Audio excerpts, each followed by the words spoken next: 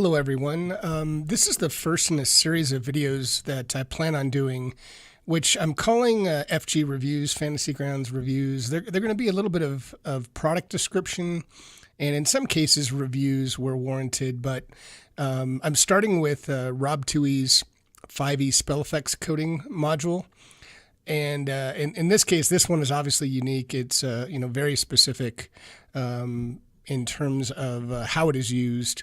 In fact, I think it's a wonderful module, but some of the others might be adventures, and I won't so much review the adventure itself, but rather how it translates into Fantasy Grounds. I think there's a lot of detail on reviews for adventure modules in terms of PDFs and things like that, but not really, how do the maps translate into Fantasy Grounds? Was the conversion done well? And that's the kind of thing I want to focus on. So I'm starting tonight on Rob's 5e spell effects coding.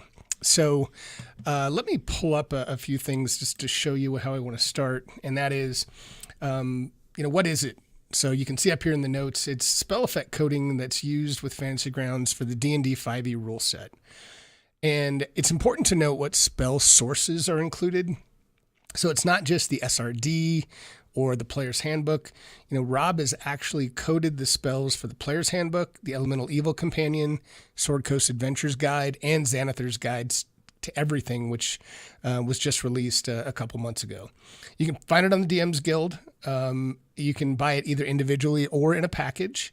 And I've included the links, and I'll also include them in the YouTube video that you're watching now. I'll try to throw the links on there so you can click on them if you want.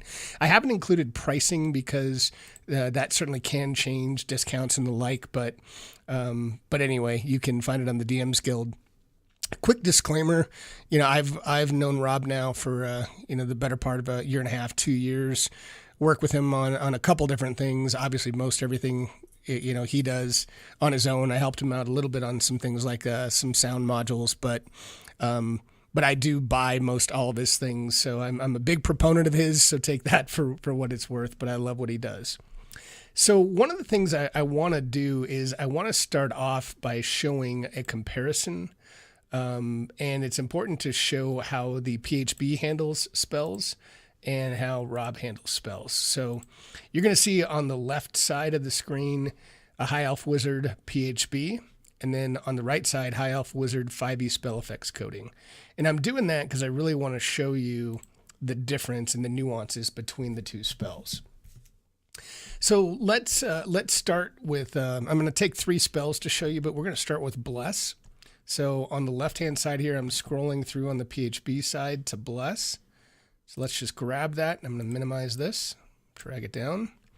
And then on Bless over here on Rob's, now you can already see that actually Rob's got some additional designations next to Bless. So you can see here that when you just pull up the spell, all the information, casting time, levels is consistent between the two. But Bless in the PHB just says Bless, and Rob has this designation 30 and C. So what does that mean? Well, if you look in the instructions to his module once you purchase it, you'll see in the instructions that in the spell titles, he uses a number of symbols. So as a DM, this is really cool for me because I can quickly know if there's a number in it, that means the range. If it's self, touch, concentration spell, is it just a normal action like most spells are? Or is it B? That means it's a bonus action. Reaction, ritual, and then as you all know, in some cases, some spells actually require, like 100 gold piece valued diamond or the like, and that's what the $ would designate. SD is important, and that's shift drag. And shift drag means that basically, if you hold shift in Fantasy Grounds, and I'll show you this, while dragging the effect to an NPC, it'll actually make it so that that spell or that effect is only applied to the NPC you drag it to, but I'll show that to you in action. So let's start with Bless. So let's go to our Actions tab here. And yes, I know this is level 1 wizard, so some of the spells might be cleric spells or warlock spells, but I'm just doing this to prove a point. So if you drag Bless, so again, this is the PHB designation. If you drag Bless up here to Rob's, so you'll see a few things. You'll see that for the PHB version, just says bless. The effect shows as attack 1d4 and save 1d4. And then it does have a C for concentration. And it lasts for a minute. And then on Rob's side, you actually have two effects. One that also already applies to self, which is just a designation that it's a concentration spell, and that is on your character. And then there's also the targeting portion of bless, which what I like about this is he actually is including a actual description in front of the effect. So I know as a DM that that's bless, and here's the actual coding. So let's just do this in action. So I'm gonna go to the PHB wizard. I've already targeted this human barbarian here. So since I have him targeted and this doesn't say self, let's do the effect. So you can see both in the chat and also on the barbarian, you see the effects: attack 1d4, save 1d4. And it shows the designation number of rounds, 10 rounds or 1 minute. And it does show concentration. However, the one thing that it doesn't do is I, as a DM, would not know that's bless. I know that if I click into it, it's applied by the High Elf Wizard, but I do not know that that's actually bless. So let's take that off, undo the targets. Let's take off bless, clear out the chat. Okay, so now let's do this. So I'm going to move to the spell effects coding High Elf Wizard. So I'm going to click on the effect for bless that Rob's already designated itself. So that now shows that I have a concentration spell on me. It's a good note as a DM. I can quickly look in the combat tracker and say, oh yeah, the High Elf actually is the one that cast blessed. And then if I target the barbarian, click on the effect. So now I've got the concentration effect on me, and then I also have the actual effect. And see how it shows right in the combat tracker. I can tell that not only is it just the attack 1d4, but it says bless. So I know immediately what that is and who it was applied by. And the cool thing is, if you actually apply some damage to the High Elf Wizard, and I'm just going to make this max to make this go quicker. Max damage. So let's just apply some damage to me as the wizard. So it automatically does the max. So you can see that it expired and got rid of both the note concentration of bless on myself, on the High Elf Wizard, as well as the human barbarian. And you can see in here, it automatically expired the effects. So that's pretty cool. And that has application on a number of different spells. So let's clear this out. All right. So let's get rid of these and let's do another spell. I want to show you what Hex looks like. It's another interesting one. Let's type in Hex. And over here, we'll type in Hex. All right, so in this case, again, all the basic description is the same, but in this case, I know immediately, okay, Hex is a bonus action spell. It's got a range of 90 feet.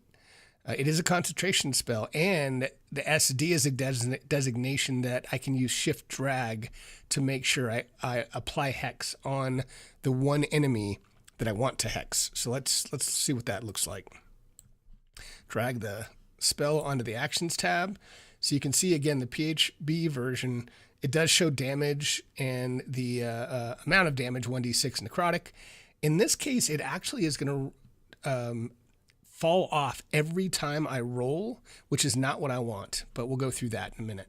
And there's also no effect here for the disadvantage that gets applied for Hex. If you look down to the spell here, the target has disadvantage on ability checks made with a chosen ability, so I get to choose that.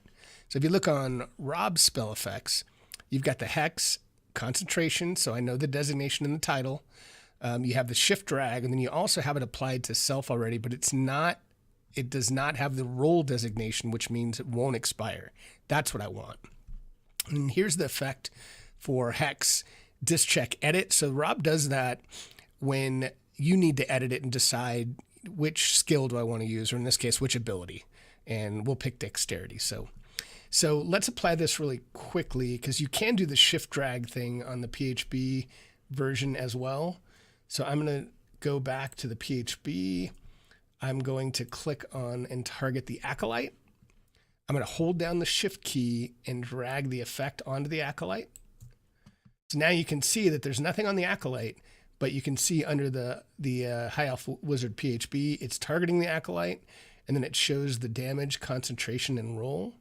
So let's just apply some damage to the acolyte. And I'm just going to, instead of attacking, we'll just apply damage straight to him. So you can see it rolled 2 dice, and down here in the description, it did roll the necrotic damage. You can see the purple is the designation of the effect. That's great. But if I look back at the High Elf Wizard now, it's gone. So I'm going to have to apply that effect again every time. So let's go over to the spell effect coding wizard. So now in this case, I know this first effect is self, but I do want to shift drag it again to only target the acolyte. So hold down the shift key, drag it. So in this case, I know that it's targeted. I also know it's hex. It says right there. I love the description. And so that's all applied properly. But now what I want to do is I'm going to go in here where it says edit and say, you know what? I want that to be disadvantage or disadvantage check on dexterity. So once I do that, then I'm already targeting, well, I'm not yet. Now I'm targeting the acolyte. If I click on that effect, that applies it directly on him. Okay. And the cool thing about this now is if I drag the damage on directly to the acolyte, does the damage, it does the additional roll. So you can see how it does do the roll, and it's still on here. It doesn't drop off. So those things, those are really cool to me, because when you think about the number of spells, all the descriptions, all the detail, you can do all these yourself. And I would encourage you to absolutely learn how to code. I think in a pinch, everyone should know how to code spells. But for me, just the ability to drag and drop is phenomenal. One last thing I'll show you that, again, it's a nice addition, is there's things like Mage Hand and Light, if I can type, that, you know, don't normally have anything in as far as effects in the PHB, because there's not really a whole lot you can code. But in this case, so let's look at the two. So in the PHB version, you know, Light can be used offensively, and you can see the dexterity check. So I do have a save here. And in Rob's, you'll notice that it's different right here, but as soon as you click on the magnifying glass, it does update to attach to whatever the wizard's level is and whatever his modifier is. So they're both DC 10. But in this case, what I like is you can drag the effect, clear this out in the combat tracker. So if you drag the effect on, it's just a nice, you can certainly type that out, but now you have a light effect. So I know, okay, he casts light. In this case, I know it's a touch spell. So to me, all those additions, and you think about the number of spells, I mean, again, he's done most of, if not all, I believe, the official WotC spells. I mean, look at all these. I mean, here's some that actually have, Shadow of Moyle actually has a gem here that you need. So some DMs want to know if there's actually something that costs, some item that costs something. So that's a good designation as well. So again, guys, I mean, in this case, I would wholeheartedly recommend this module without hesitation. I have it. I've purchased it. And sometimes he has discounts on it. I believe it's somewhere around $10 for the standalone module. But with all of the brain damage it saves me as a DM, this is, you know, very, very useful and very helpful for me. So I'm going to wrap it up, probably gone longer than I wanted to already, but please like or dislike it. If you don't like these videos or don't think it's helpful, I'd like to know that. If you like it, I'd love to know that as well. And if you have any recommendations, since I have most of the 5e modules from Fantasy Grounds, any recommendations on what you'd like me to review next, let me know. I think the next one I plan on doing is the Creature Components module, which is one I did myself. So until next time, have a great time playing on Fantasy Grounds, and I hope to see you all around soon.